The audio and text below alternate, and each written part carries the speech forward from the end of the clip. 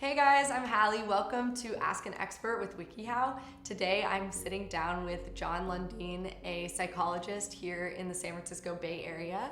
So there is a lot of hype around gratitude and how it can help with happiness.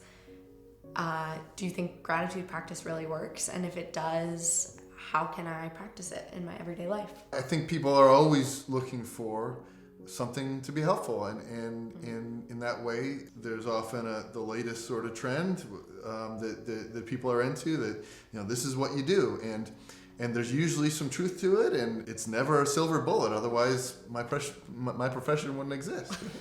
So yes, I think gratitude is helpful, and in some contexts for some people it can be very helpful to be in touch with the simple pleasures in your life, the things that are in your life that are good and enjoyable. That requires a certain amount of space from the anxiety that we were talking about, to be able to be in touch with that. Because if we're in a mode where we're feeling an onslaught of anxiety, we're in survival mode. There's not space to enjoy things. And so if you try to practice gratitude while you're feeling overwhelmed with anxiety, it may be helpful, but there may not be enough space to be able to enjoy the good stuff.